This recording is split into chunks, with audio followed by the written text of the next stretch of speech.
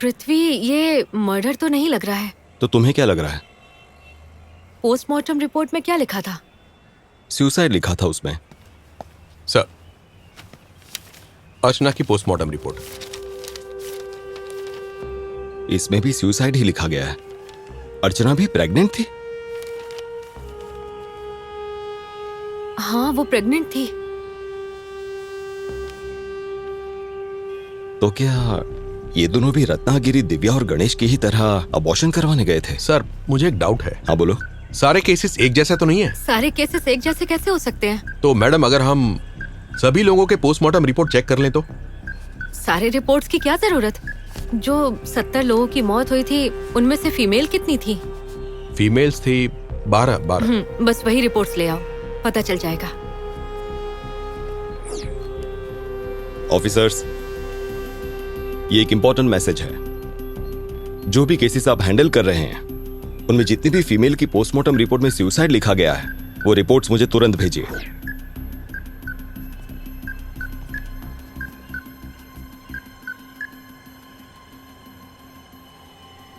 हाँ, सबकी सब प्रेग्नेंट, ऑल ऑफ देम। एक बात तो साफ हो गई, इन अबॉर्शंस के साथ उस हॉस्पिटल का कोई ना कोई कनेक्शन जरूर है। वो सब के सब अबॉर्शन करवाने के लिए रत्नागिरी पहुंच जाते हैं, पर हॉस्पिटल बंद होने की वजह से वो वापस जाने की सोचते हैं। लेकिन तभी मंजूनाथ एंथनी गेस्ट हाउस में उन्हें भेजता है। ये मंजूनाथ है कौन? वो उन सबको उसी गेस्ट हाउस में क्यों भेजता था? यही हमारा प्राइमरी सस्पेक्ट है।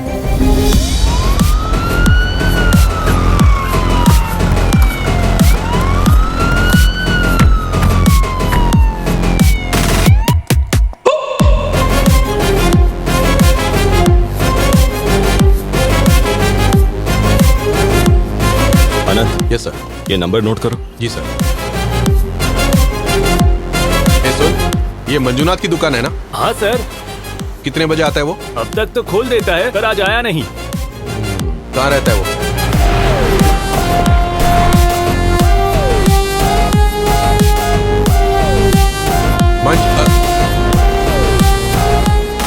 सर, घर लॉक है। नंबर तो है ना, कॉल करो। Yes sir.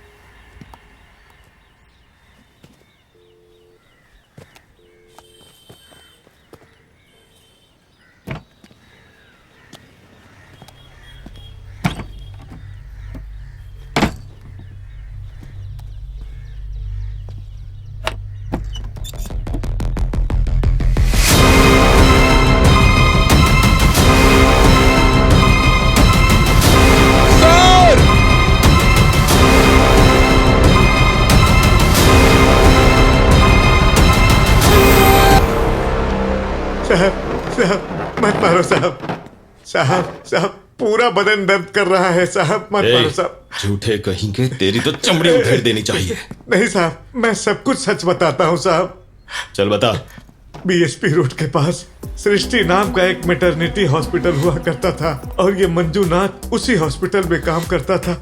और साहब, जो लोग बिना शादी के प्रेग्नेंट हो जाते थे वो लोग अबॉर्शन करवाने वहाँ आते थे।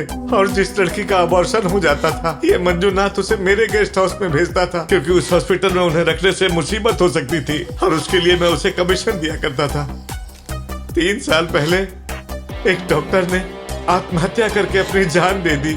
उसके बाद वो हॉस्पिटल बंद हो गया और हमारे बिजनेस में भी नुकसान होने लगा। फिर उसके बाद मैं और मंजूनाथ ने एक प्लान बनाया कि अबॉर्शन के लिए कौन आने वाला है। मंजूनाथ को इसके बारे में पता रहता था और वो उनसे झूठ बोलकर वो हमारे गेस्ट हाउस में लेकर आता था और अगली सुबह दूसरे हॉस्पिटल में लेकर जाता था। और मंजूनाथ जिसको भी वहाँ भेजता था वो सब डर के मारे वहाँ से भाग जाते थे। फिर पता चला कि विजय कुमार की आत्मा के डर से। फिर से अगर विजय कुमार का नाम लिया तो मुंह तोड़ दूंगा। मैं सच बोल रहा हूँ साहब। मंजूनाथ जिस गेस्ट को वहाँ भेजता था वो आत्मा उस पर हमला करता था और दूसरे किसी को कुछ नहीं करता था साहब। तुमने ही तो उन सबको नहीं डराया ना? नहीं साहब, अपनी माँ की कसम खा के कहता हूँ साहब। इन्वेस्टिगेशन के बारे में तूने ही उसे खबर दी थी ना?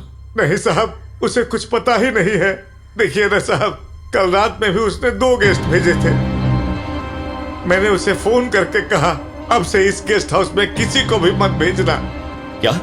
कल भेजा था उसने? हाँ साहब। उनकी डिटेल्स तो तुम्हारे पास है ना? नहीं साहब, तो उन्हें कहाँ भेजा?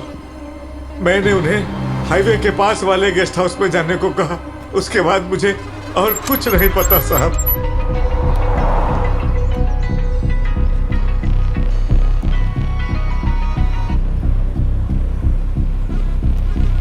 हेलो। हेलो, अरविंद बोल रहे हो? हाँ बोल तो बोला। मैं रत्नागिरी पुलिस स्टेशन का इंस्पेक्टर पृथ्वी हूँ। आप इसी वक्त पुलिस स्टेशन आ जाओ। पुलिस स्टेशन चलो साहब। अरे लेकिन मैं तो काफी दूर आ चुका है अभी। अगर आप नहीं आओगे तो इस दुनिया से दूर चले जाओगे, इसीलिए तुरंत यहाँ पर आ जाओ। चालेल सर, आता हूँ।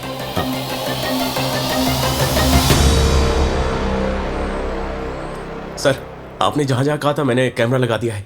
आनंद से तुम्हारे पैसे ले लेना। Okay sir. सर, अरविंद आपने कॉल किया था। आओ यहाँ बैठो। बोलिए अरविंद, कहाँ से हो आप? सर, राजापुर से हूँ। और आप? सर, ये मेरी वाइफ है सर। अपनी शादी का कोई फोटो दिखा सकते हो? ऐसा काय को पूछ रहे हैं सर? आप दोनों शादीशुदा तो अरे हैं? 100% सर। रुकिए दिखाता हूँ। अच्छा ठीक है। रत्नागिरी में क्यों आए थे? हम यहाँ एक दोस्त की शादी अटेंड करने आए थे। जिस फ्रेंड की शादी में आए थे उसे फोन लगाइए। सृष्टि हॉस्पिटल में आए थे ना आप लोग? आप यहां क्यों आए थे मैं सब जानता हूं। पिछले 5 सालों में कई लोग यहां आने के बाद मर चुके हैं। आपकी किस्मत अच्छी है कि मैंने आपको यहां बुला लिया। सर, हमें कुछ समझ नहीं आ रहा। अगर आप जिंदा रहना चाहते हैं तो आज की रात इसी पुलिस स्टेशन में आपको रुकना होगा। आपके भले के लिए कह रहा हूं। चालीस सर। ठीक है। गुड, सब लोग यहाँ जाओ। सुनो नागराज, पूरी रात सीसीटीवी से तुम्हारी आंखें हटनी नहीं चाहिए। कुछ भी हो जाए आंखें खुली रखना। हाँ, और अनंत, स्टेशन नॉर्मल दिखना चाहिए। किसी को भी भनक नहीं पड़नी चाहिए कि हम क्या कर रहे हैं। ओके, मैं बाहर देख कर आता हूँ। तुम सभी अलर्ट रहना। चलिए जी सर। सुदर्शन सीसीटीवी के पास।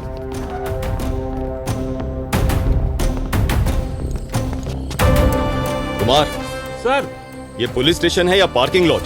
हटाओ सब गाड़ियां यहाँ से। कौन आता है कौन जाता है सब दिखना चाहिए। Okay sir. अरे अब, और तुम दोनों कोई भी आए मुझे तुरंत बताना। Okay sir. अलर्ट। ठीक है सर।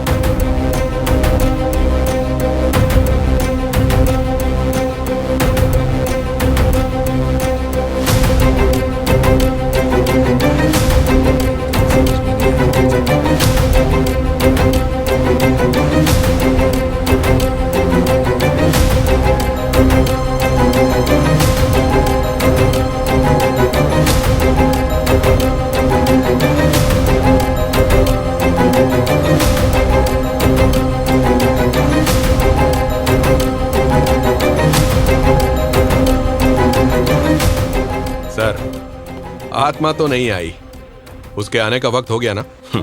ना ही कोई भूत है ना ही कोई आत्मा। तो आएगा कैसे? Correct sir.